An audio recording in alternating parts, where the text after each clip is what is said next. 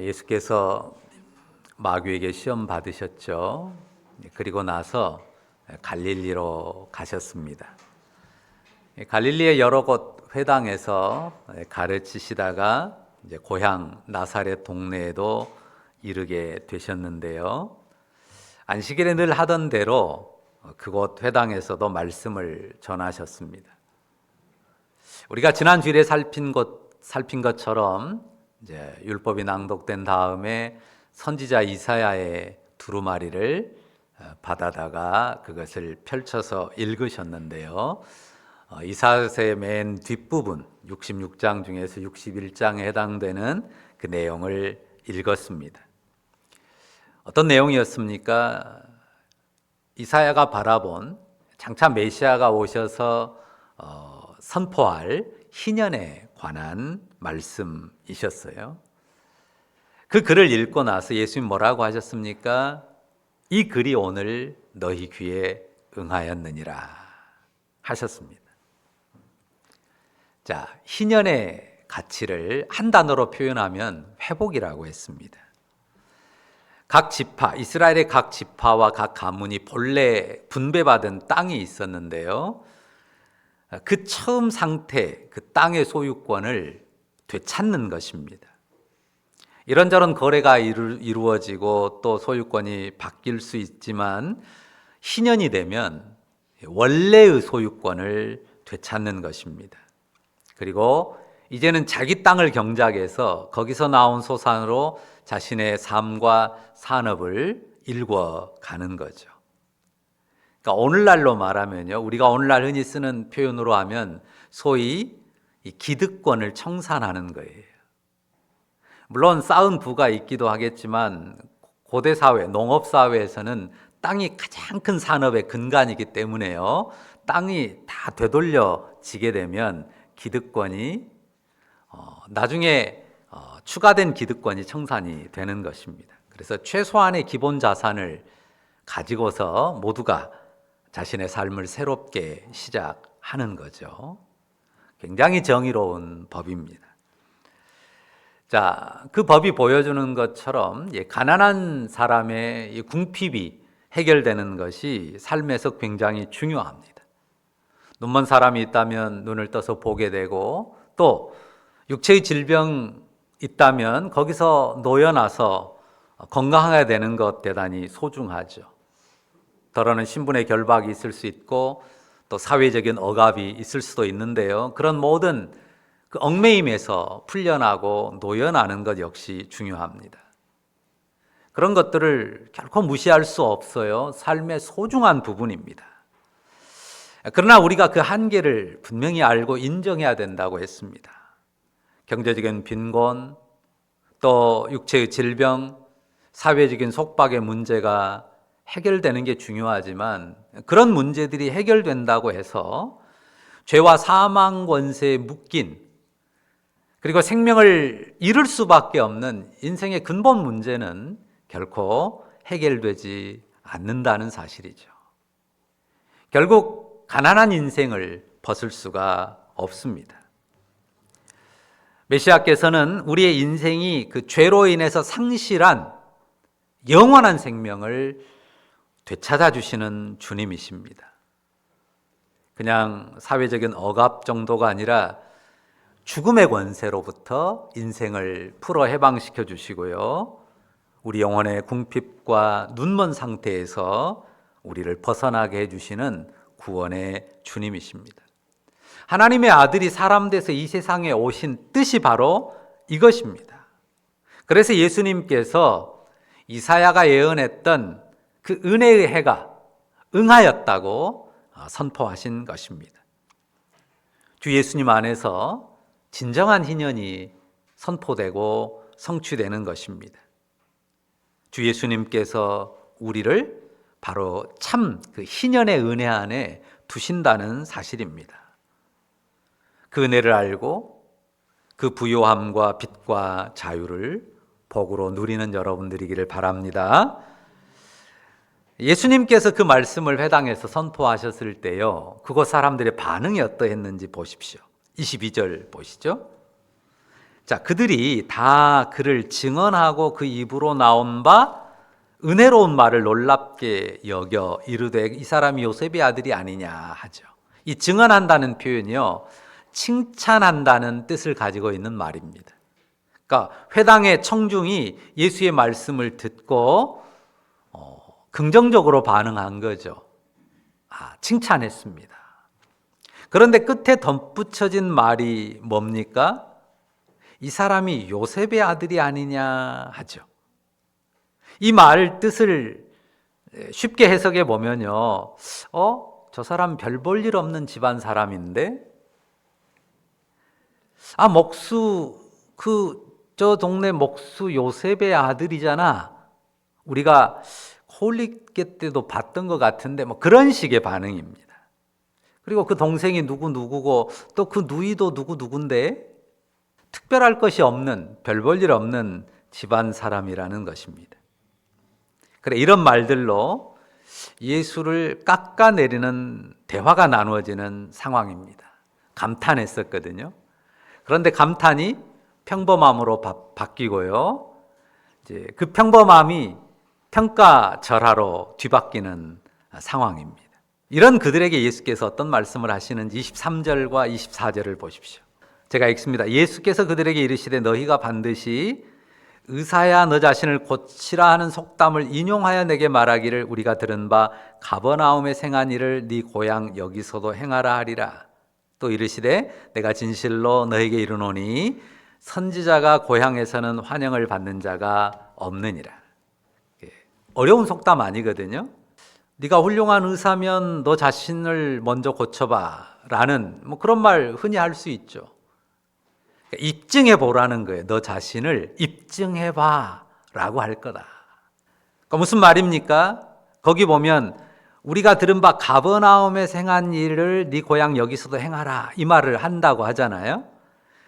예수님께서 이 나사렛에 오시기 전에 이미 갈릴리를 다니면서요, 이런저런 성령의 능력들을 행하셨어요. 이 가버나움이 갈릴리라고 하는 지역의 중심지거든요. 그러니까 그 가버나움에서 어떤 나타냈던 성령의 능력들, 예를 들면 뭐 눈먼 자를 띄워 눈을 뜨게 했다든지 안진뱅이를 일으켰다든지 메시아이심을 드러내는 어떤 기적들을 행하셨고, 그 소문을 지금 나사렛 사람들도 듣고 뭔가를 기대하고 지금 모였단 말입니다. 그래서 지금 어떤 마음을 품는 것입니까? 네가 요셉의 아들인데, 요셉의 아들이잖아. 그런데 진짜 메시아라면 네가 메시아라고 하는 사실을 입증하는 기적을 보여봐 라는 요구를 할 거라는 것입니다. 그들의 마음을, 그들이 품은 마음을 아시는 거죠. 그러면서 예수님이 하시는 말씀이 뭡니까? 선지자가 고향에서는 환영을 받는 자가 없다 말씀하십니다. 왜입니까? 하나님의 사명과 또 말씀보다는요, 인간적인 배경을 먼저 보는 거거든요. 목수 요셉 별 볼 일 없는 집안 아들이었는데 그런 지금 그 동생들 우리하고 같이 있잖아, 그런 내용이죠. 구약의 선지자들도 대부분 많이 그랬는데요, 그 선지자들의 끝에 오시는 그리스도 역시 그 선지자들의 길에 서는 것입니다. 그래서 예수님께서 두 가지 이야기를 하세요. 자, 두 선지자에 관한 내용을 이야기하는데요, 누구와 누구 이야기를 하나요? 누구와 누구예요? 엘리야와 엘리사. 엘리야의 제자가 엘리사거든요. 그러니까 동시대 그 시대를 이어가는 그 두 선지자인데요, 열왕기서에 나오는 선지자들입니다. 자, 먼저 엘리야 이야기를 살펴보죠. 25절과 26절 여긴 같이 한번 읽어볼까요? 같이 읽습니다. 내가 참으로 너에게 이르노니 엘리야 시대에 하늘이 3년 6개월간 닫히어 온 땅에 큰 흉년이 들었을 때에 이스라엘에 많은 과부가 있었으되 엘리야가 그중 한 사람에게도 보내심을 받지 않고 오직 시돈 땅에 있는 사렙다의 한 과부에게 뿐이었으며. 자, 엘리야의 시대는요, 이 아합 왕이라는 아주 악한 왕이 있었고 이 우상 숭배로 하나님을 거역하던 시대였습니다. 그래서 하나님께서 엘리야를 보내가지고 경고를 하거든요. 너희들의 죄악 때문에 이 땅에 비를 그칠 것이다. 3년 6개월 동안 비가 안 올 거야. 그래서 기근이 시작되거든요. 그리고 그 선포를 한 엘리야는 그 기간 동안에 숨어서 지냅니다. 어느 곳 누구 집에서 의탁에서 삽니까? 거기 나온 대로 시돈 땅에 있는 사렙다의 한 과부. 시돈이라고 하는 넓은 지역에 조그만 지역 이름이 사렙다예요. 그곳에 한 과부의 집에 기거합니다. 그 집이 넉넉하고 형편이 엘리야를 모실 만한 집이어서가 아닙니다. 엘리야가 갔을 때요, 그 집에, 이 사렙다 과부의 집에 식량이 다 떨어졌어요. 딱 가루, 밀가루겠죠? 가루 한 움큼. 그리고 기름 조금 남은 상태였어요. 그래서 그 과부가요, 더 이상 먹을 것을 얻을 수도 없고 구할 수도 없으니까 어떤 생각을 합니까? 이것으로 마지막 음식을 만들어서 아들하고 나눠 먹고 이제는 죽어야 되겠구나.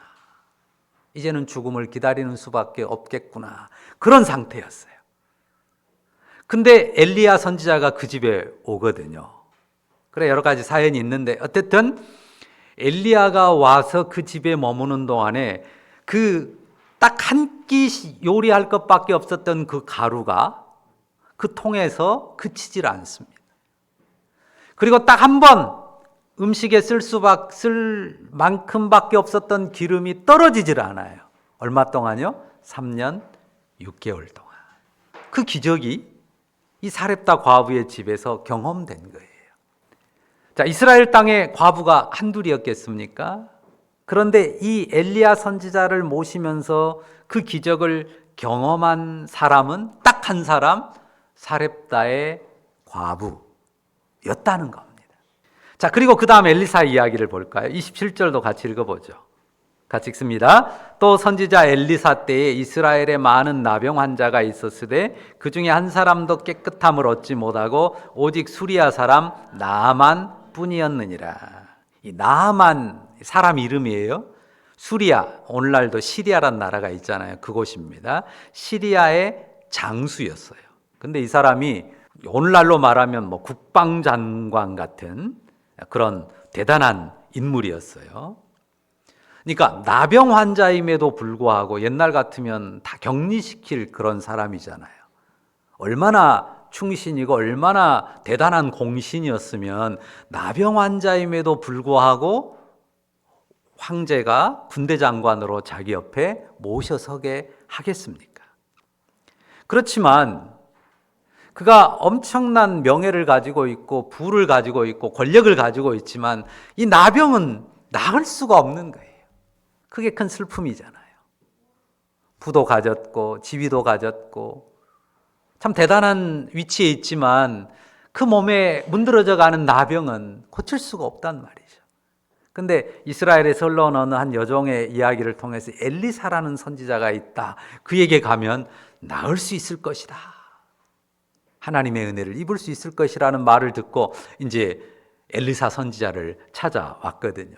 거기에도 우여곡절이 있었지만 어떻든 이 엘리야의 말을 듣고 그대로 행하는 가운데서 이 나아만 장군의 나병이 아주 깨끗하게 순식간에 나아버립니다. 당시 이스라엘 땅에 나병 환자가 하나 둘이었겠냐, 많이 있었을 텐데 그 가운데 엘리사를 통해서 하나님의 그 은혜의 기적을, 치유의 기적을 입은 사람은 딱 나아만 한 사람이었다. 지금 예수님께서 이 말씀을 하십니다. 그러니까 하나님께서 엘리야 선지자를 통해서, 엘리사 선지자를 통해서 그 시대에 나타냈던 이 놀라운 기적을 지금 예수님께서 이야기를 하셨단 말이죠. 그런데요, 이 이야기를 듣는 이 회당 사람들의 반응이 놀랍습니다. 28절 보세요. 그곳 회당 사람들의 반응이 어때요? 회당에 있는 자들이 이것을 듣고 다 크게 화가 났답니다. 화가 나서 불그락 얼굴만 붉힌 정도가 아니에요. 29절 보십시오. 심히 분노해가지고요, 다 들고 일어납니다. 그리고 예수를 동네 밖으로 쫓아내서 끌고 가죠. 그 동네가요, 이스라엘의 동네들이 보통 이렇게 높은 산 위에 대부분 지어져 있어요. 그래, 그 산이 건설된, 동네가 건설된 그 산의 그 한쪽 낭떠러지로 끌고 가가지고 밀쳐서 떨어뜨려 죽이려고 했습니다. 뭐 그렇게 죽이려고 한다고 해서 죽임당할 예수님은 아니죠. 30절 기록처럼 예수께서 그들 가운데로 지나서 가시죠. 아마 빠진 표현을 하나 넣자면 유유이라는 표현이 들어가면 맞을 것입니다. 아주 유유하게 전혀 개의치 않고 그 자리를 떠나십니다. 물론 예수님께서 죽음의 고난을 받으실 거예요. 하지만 아직은 때가 아니거든요. 자, 엘리야와 엘리사의 이야기가 참 은혜로운 이야기잖아요. 들으면 참 놀랍잖아요. 그런데 나사렛 사람들은 왜 이렇게 분노하죠? 여러분 이해가 되십니까? 참 은혜로운 이야기인데 그 두 가지 이야기를 했는데 왜 이 사람들이 이렇게 분노할까요? 자, 우리는 배경을 잘 모르기 때문에 금방 다가오지 않는데요. 유대인들은 그 배경을 잘 안단 말이죠. 그래 예수님 말하고자 하는 말을 정확히 들은 거예요. 그들 귀에 꽂힌 내용은 이거예요. 25절 뒷부분을 보세요. 이스라엘에 많은 과부가 있었으되 엘리야가 그중 한 사람에게도 보냄을 받지 않았다는 거예요. 이스라엘의 과부에게는 한 사람도 그런 은혜가 주어지지 않았다. 자, 27절에도 이스라엘에 많은 나병 환자가 있었을 때 그 중에 한 사람도 깨끗함을 얻지 못하고 라고 말씀하신 지점이에요. 그러니까 선지자를 통해서 은혜의 기적을 체험한 과부는 시돈 땅에 있는 사렙다의 한 과부예요. 나병 환자도요. 수리아 사람 나아만입니다. 포인트는요. 우리는 안 다가오지만 유대인들은 그게 딱 다가와요. 이 사람들이 다 이방인들이에요. 유대인들이 아니에요. 이스라엘 자손들이 아니에요. 여기 시돈이라고 나왔고 사렙다라고 나왔는데요. 시돈은요, 오늘날 그 이스라엘 땅 그 위쪽에 그 해안, 지중해 해안 쪽으로 레바논이라는 나라가 있어요. 레바논. 요즘에 중동 막 포화가 빈발하는 그곳에 뭐 베이루트 이름 나오잖아요. 레바논의 수도가 베이루트인데요. 그 베이루트에서 조금 아래로 내려오면 이 시돈이라고 하는, 지금도 시돈이라고 하는 항구 도시가 있어요. 그 시돈이라는 곳에 한 곳에 사렙다가 있었던 거예요. 그러니까 지금도 이방이고, 지금 예수님 당시도 그렇고 엘리야 시대 그때에도 이방이었단 말이에요. 나아만은 역시 뭐 시리아라고 하는 이방의 장수였고요. 그러니까 엘리야 때나 엘리사 때나 특히 엘리야 때는 하나님의 이 심판, 그 하나님의 진노 아래서 지금 재앙을 겪고 있는 상황에서 이방 여인인 사렙다 과부만이 이 엘리야를 모시면서 하나님 은혜의 기적을 입었단 말이고요. 엘리사 때도 이방인 나아만만이 나병이 치유되는 기적을 경험했다는 말입니다. 그러니까 이런 말이에요. 엘리야 때도 엘리사 때도 이스라엘 사람들은 하나님의 은혜를 입을 자격이 없었다는 거예요. 지금 너희도 마찬가지일 수 있다는 거예요. 그러니까 이 말이 우리는 안 들리잖아요. 근데 이 나사렛 회당의 유대인들은 예수님의 말씀이 이 말이라는 것을 들은 거예요. 들리는 거예요. 엘리야 때도 엘리사 때도 이스라엘 사람들은 하나님의 은혜의 기적을 체험할, 경험하고 누릴 자격이 없었어. 지금 너희도 마찬가지야. 예수님이 이 말씀을 하신 겁니다. 엘리야와 엘리사 때의 선지자를 통한 은혜의 기적에서 이스라엘 사람들이 배제됐다는 거죠. 지금 너희에게 보여줄 메시아의 기적도 없을 것이라는 식의 말씀인 것입니다. 그래도 이렇게까지 흥분할 정도일까요? 사실 나사렛 사람들이 처음 예수의 소문을 듣고 품은 기대가 있었어요. 그가 선지자일까? 그가 메시아일까? 그가 우리 동네 출신이라는데, 우리 나사렛 출신이라는데 진짜 메시아일까? 라는 생각을 품었단 말이죠. 그런 선한 기대를 품었는데 이 자기들의 그 유대인으로서의 자존심을 사정없이 긁어버린 거예요. 그 긁힌 자존심. 우리 이스라엘 사람들, 너희 유대인들은 하나님의 그 은혜의 기적을 체험할 자격도 없다는 식의 그 말에 자존심이 긁히고, 그리고 자신들이 품었던 어떤 기대에 대한 배신감까지 얹혀져서 분노가 폭발한 거죠. 그러니까 사정없이 달려들어 쫓아내고는 절벽에서 밀어뜨리려고 했던 것입니다.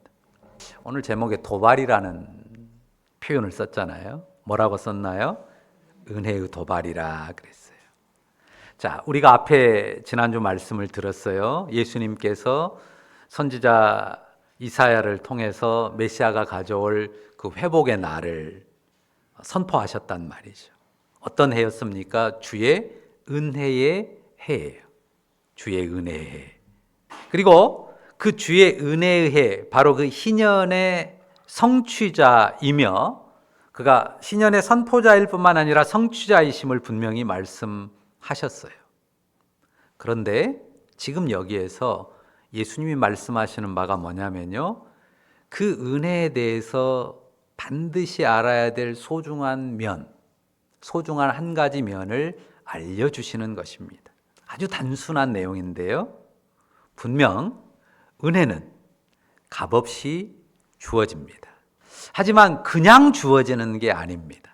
우리가 다 아는 말이에요. 가장 쉬운 표현인데요, 받는 것이 당연한 게 아니라는 말입니다. 당연하게 받을 수 있는 게 아니라는 것입니다. 엘리야 때에도 하나님께서 이스라엘에게 은혜 베풀기를 원하셨어요. 하지만 그들의 우상 숭배와 패역함 때문에 그 땅에 재앙을 내리셨어요. 먼저 그 시대 하나님의 은혜를 담지한 선지자는 이스라엘 땅 밧갓 이방 땅 시돈에 있었고, 그곳에서 하나님의 은혜를 보였습니다. 그 은혜의 기적이 나타난 곳은 이방 사렙다 과부의 집이었던 것입니다.